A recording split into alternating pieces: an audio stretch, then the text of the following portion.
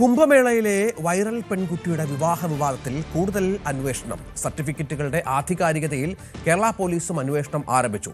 സർട്ടിഫിക്കറ്റുകൾ യഥാർത്ഥമെന്ന് ബോധ്യപ്പെട്ടതിന് ശേഷമാണ് രജിസ്ട്രേഷൻ നടത്തിയതെന്നാണ് പൂവാർ പഞ്ചായത്ത് അധികൃതരുടെ മൊഴി. പോലീസ് റിപ്പോർട്ട് ഇന്ന് DGPക്ക് കൈമാറും. മധ്യപ്രദേശിലെ മഹേശ്വർ പോലീസും സംഭവത്തിൽ അന്വേഷണം ഊർജിതമാക്കിയിട്ടുണ്ട്.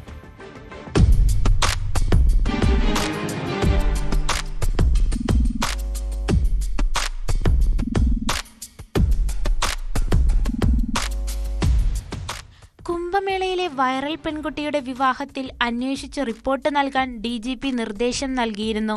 ക്രമസമാധാന ചുമതലയുള്ള ADGP H. വെങ്കടേഷാണ് സംഭവം അന്വേഷിക്കുക. വിശദ അന്വേഷണത്തിന് ശേഷമായിരിക്കും ലഭിച്ച പരാതികളിൽ കേസെടുക്കുന്ന കാര്യത്തിൽ തീരുമാനമെടുക്കുക. വിവാഹം രജിസ്റ്റർ ചെയ്ത പൂവാർ പഞ്ചായത്തിൽ നിന്ന് പോലീസ് വിവരം ശേഖരിച്ചു. ആധാർ, ജനന സർട്ടിഫിക്കറ്റ്, പാൻ കാർഡ് എന്നിവ പരിശോധിച്ചെന്ന് പഞ്ചായത്ത് അധികൃതർ അറിയിച്ചു. ലഭിച്ച സർട്ടിഫിക്കറ്റുകൾ പ്രകാരം പെൺകുട്ടിക്ക് 18 വയസ്സ് പൂർത്തിയായിരുന്നു. സർട്ടിഫിക്കറ്റുകൾ യഥാർത്ഥമെന്ന് ബോധ്യപ്പെട്ടതിനു ശേഷമാണ് രജിസ്ട്രേഷൻ നടത്തിയതെന്നും പഞ്ചായത്ത് അധികൃതർ മൊഴി നൽകി. എന്നാൽ സർട്ടിഫിക്കറ്റുകൾ എടുക്കാനായി കൊടുത്ത വിവരങ്ങൾ തെറ്റാണോ എന്ന് അറിയില്ലെന്നും മൊഴിയിലുണ്ട്. പൂവാർ പോലീസ് റിപ്പോർട്ട് ഉടൻ ഉന്നതാധികൃതർക്ക് കൈമാറും.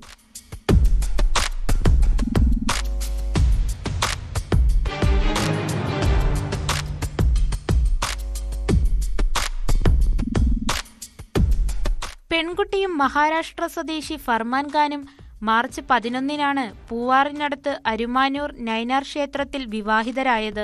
വിവാഹ ചടങ്ങിൽ മന്ത്രി V. ശിവൻകുട്ടി, CPM സംസ്ഥാന സെക്രട്ടറി MV ഗോവിന്ദൻ, ജില്ലാ സെക്രട്ടറി V. ജോയ്, AA റഹീം MP എന്നിവരും പങ്കെടുത്തിരുന്നു. ദേശീയ പട്ടികവർഗ കമ്മീഷൻ നടത്തിയ അന്വേഷണത്തിലാണ് പെൺകുട്ടിക്ക് പ്രായപൂർത്തിയായില്ലെന്ന് കണ്ടെത്തിയത്.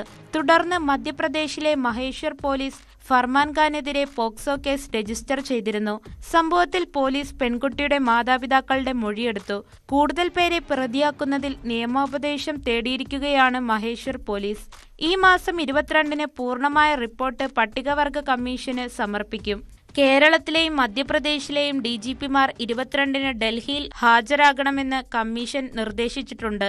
ഫർമാൻ ഖാൻ സിനിമയിൽ നായികയാക്കാമെന്ന് വാഗ്ദാനം നൽകിയെന്നാണ് പെൺകുട്ടിയുടെ പിതാവിന്റെ ആരോപണം.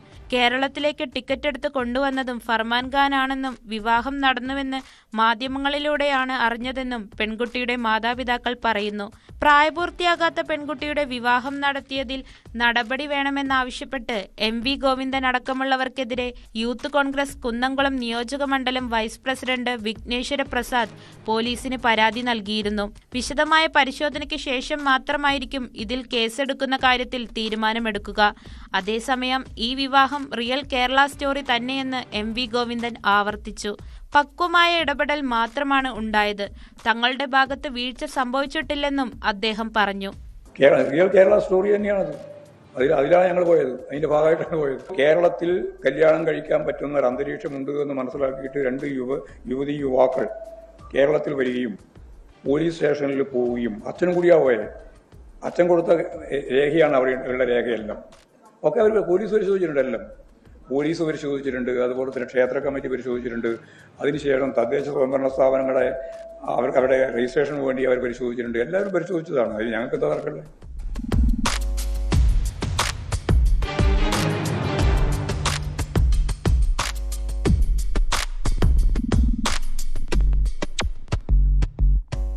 ന്യൂസ് 18 തിരുവനന്തപുരം.